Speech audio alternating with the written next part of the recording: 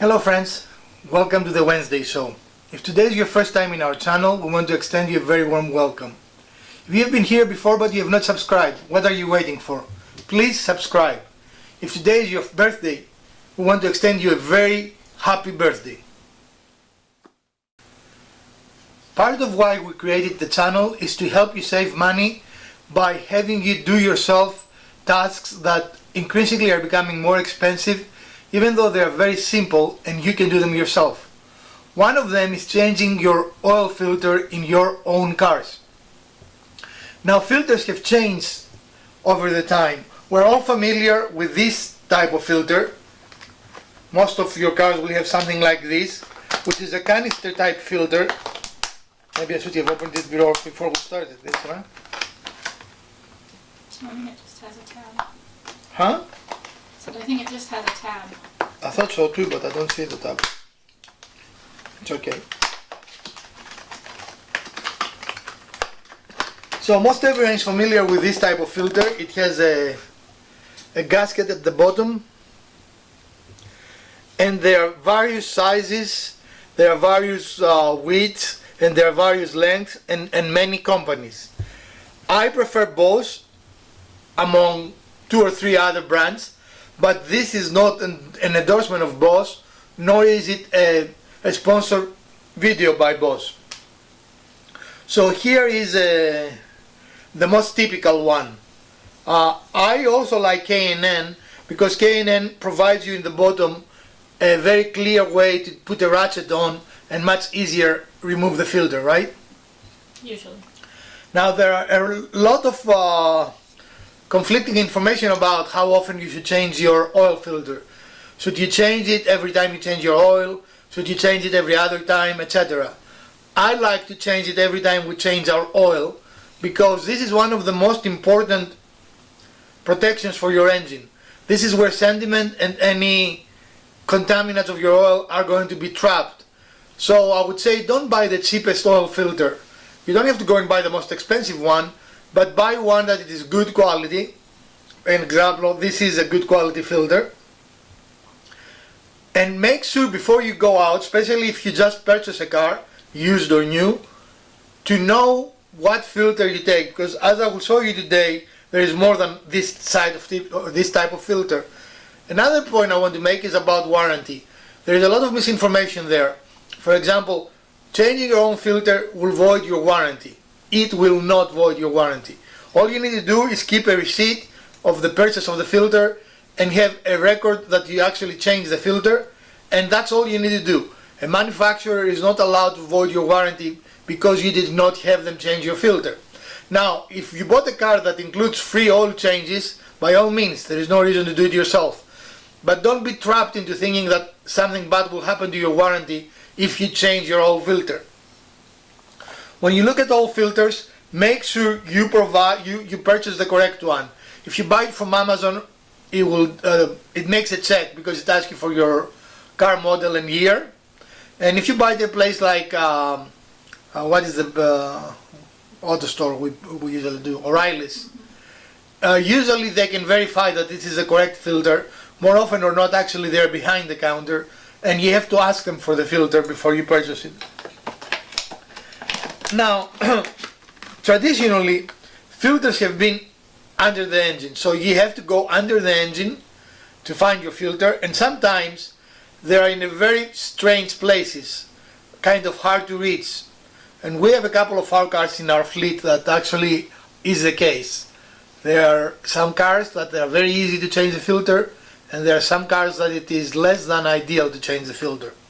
So let's come to the second type of filter that you might encounter, and this is a Volkswagen Audi filter for one of my cars.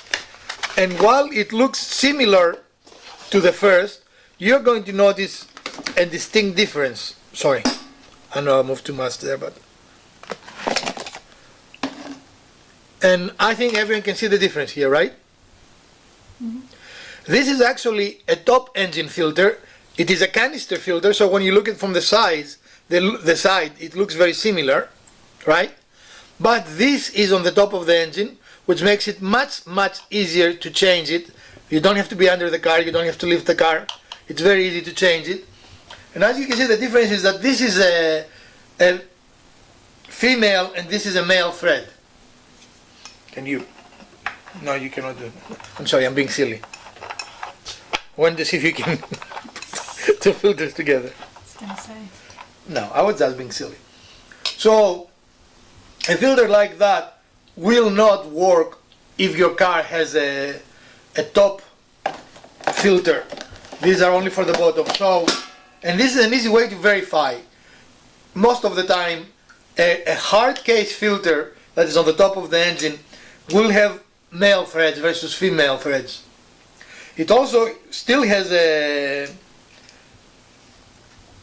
seal, and the same thing applies. You need to put a little bit of oil here on the seal to make sure that you don't have any leaks. But again, this is the top of the engine filter and not the bottom filter. Much easier for the do-it-yourselfer. Now where it gets a little tricky is that there are other top of the engine filters that don't look anything like that. They actually look like this. And that looks like we took the casing out of the filter and we just have the element inside. But no, actually this is the actual filter. This filter happens to be for my BMW, and it is a K&N brand. And the thing with these filters is that they will come out with the canister. So you unscrew the canister and the filter will come in, and then they are pressure fitted. But what you need to be careful about is that they have two seals, O-rings, yeah. This is the top O-ring, and you need to be careful to remove the old O-ring because you reuse the housing. That's the idea behind these filters. It is the same housing and you only change the element. And there should be a small... I think it's in the same package. Yeah, see this. Oftentimes it's another rubber one. This one happens to be looks like a brass one. But there will be two O-rings. This is not something to scare you away. It is an easy replacement as well. And here you can see the quality of this filter element. I mean, look how evenly spaced the pleats are. And I'm going to turn it all around. You won't be able to...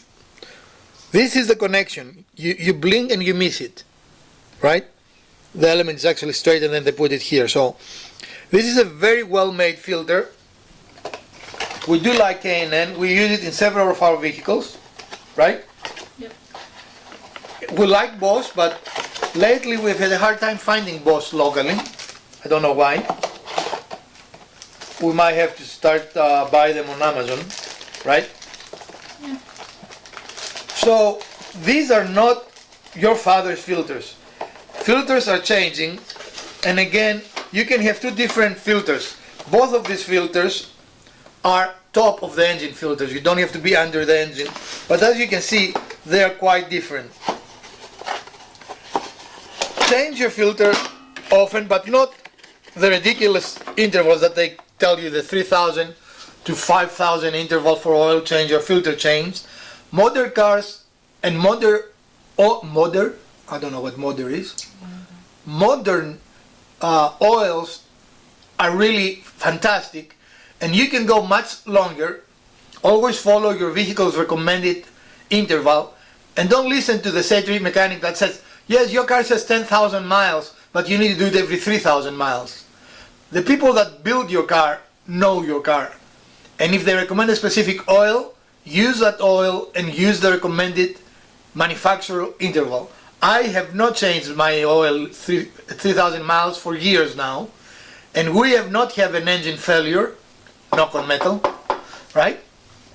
That's not metal. That's wood. You have a metal plate on your I head? have wood. Your head is wood? Mm-hmm. But wouldn't you agree with that? I mean, we... Yeah. Now, well, some of our cars have a detection that tells you when to change your oil, which is not just depending on miles, and I've checked that. In other words, it's not every 3,000 miles, but it might depend on your conditions and the driving style you have. I don't know, but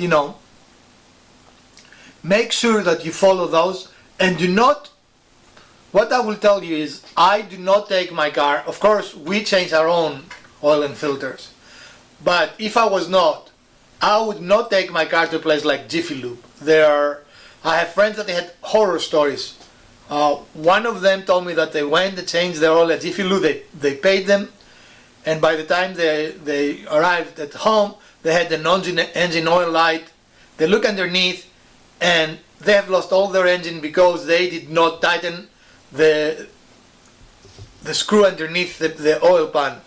And when he wanted to confront them about that, I said, well, that's too bad. He could not get anywhere with them. Could you sue them? Yes, but try to sue a large corporation and see how far it will get you and how much money you will have to spend to recover, what, 30, 40, 50 bucks, whatever they charge these days. I don't even know how much an oil change is anymore because it has been that long since the last time we did an oil change. And I guess most modern cars will have some form of indicator. I know one of our Hondas has a wrench. Your Honda has what? It tells you service required, maintenance required. The BMW clearly tells you that your oil life is another 500 miles or 1,000 miles. The TC flashes maintenance required. The TC flashes maintenance required. The CC, that's in all our cars. The CC actually has a sophisticated system and it tells you how many miles, when was your last oil change and how many miles remain. Very similar to the BMW. And the Jaguar has a maintenance required that tells you that you need to change it. I don't know about the Jetta. I don't know about the Jetta either. But I presume it has something. Yeah. Maybe we need to look. As you see, we have a lot of cars and we almost seems that we change filters and oils a lot, right? But in any case, I don't know what the truck does either, thinking about that. It has the little oil can symbol. Remember when it was lighting up? Well, no, that was because it was low on oil. Yeah, so I don't know what the indicator is then. Yeah. Anyway, sorry, we rambled here, but I'm trying to think, because we have so many different cars, I'm trying to cover all the different scenarios that you might encounter in your car. But more than likely, there will be some indicator. Don't you agree? Yeah. That you need to change your oil. And Now, it shouldn't be engine flashing. Engine light. No, engine light flashing is bad news. Engine flashing Something different. means you park the car, you put it on a flatbed, and you take it to a trusted mechanic. Engine solid, however, since Elpida brought that up, is not a big deal. You can drive your car with an engine solid light and go and buy a cheap Or OBD2. O'Reilly's will do it for free. O'Reilly's will do it for free. Yeah. Go to O'Reilly's, go to any other place that will do it for free and they will tell you what it is. Sometimes it's something as simple as your gas cap being not tight enough. So if you see your engine light steady on, don't panic. You can drive, you won't do damage to your car. If your engine light flashes, panic. No, don't panic. But stop the car and take it to a mechanic on a flatbed. Sometimes it is not as tragic, but because you don't know, I will err on the caution side, you know. Yeah. Like when the Jaguar lost the, I cannot remember the term now, the spark, the ignition coil, it threw a flashing engine light because a misfiring in an engine will trigger all kinds of systems. The system thinks it's a big catastrophe. Yeah, the same thing happened to my Mini Cooper right after I bought it too. Yeah, I mean, because the timing goes off, the compression goes off, not the timing, the compression goes off, the catalytic converters get rich mixture because the cylinder doesn't work anymore correctly. The car is shaking a little bit, all kinds of happening, and the car panics, you know, and throws that light on. If you know what it is, like in the Jaguar, I drove it and changed the coil. But if you don't know what it is better and in the long run potentially cheaper if you just transfer the car to someone that can fix it for you. Don't drive it, and definitely don't drive it for a prolonged periods of time. Like, don't take a trip with your engine like flashing. That is a bad idea. Probably won't get far. You probably won't get far, and you probably need a new engine soon. But in any case, we wanted to make this video because there is a lot of misinformation about oil filters out there, and I hope this was useful. I don't know if you should I recap. But basically we have two types of oil filters.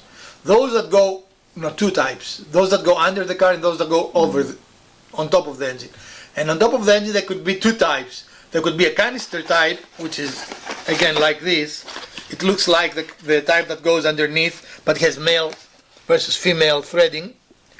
Or it can be an element filter that looks like this.